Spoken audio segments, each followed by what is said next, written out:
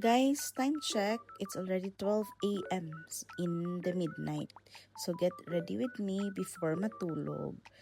So ako lang i-flex among kwarto nga nahumanan ako glimpyo.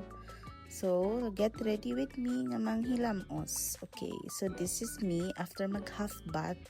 After half bath, okay? Kaya basin mapash na po ninyo nga wala nang himasa. So I'm just fixing here my hair before ko manghilamos. So, hilamos ta kay para dili ta magka-pimples. Pero so far guys, share lang nako no. So far jud akong dagwaya is blessed kaayo kay so far wala jud ko nagka-pimple sukad. So I am actually using this facial foam cleanser from Innisfree. So it's a Korean brand na so far maura nang niangay sa akong dagway kaysa tanan akong ginagamit murag pirmi ga kuan ga pula-pula akong dagway nga magka-rashes. But so far this kining Innisfree kay hiyang siya sa ako So kung gusto niyo i-try po ninyo.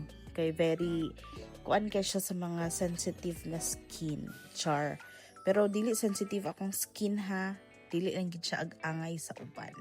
So mauto siya after na ko nga mag-cleanser, of course, i-flex na to ang beauty nga feeling pretty.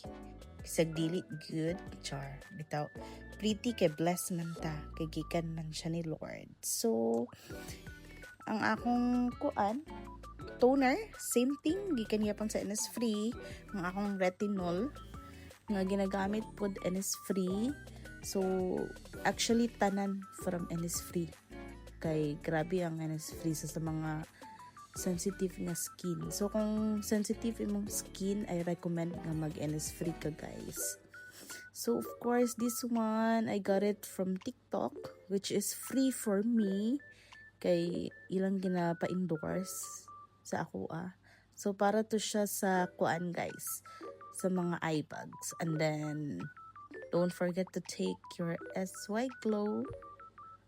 And then, before matulog, don't forget to praise and worship our God. To say thank you for today's blessing nga iyang gihatag sa atua. So guys, it's a routine for me now nga mag-praise and worship before matulog. So maura to. Maayong pagkatulog sa tanan. Good night. May God bless us all. Good night.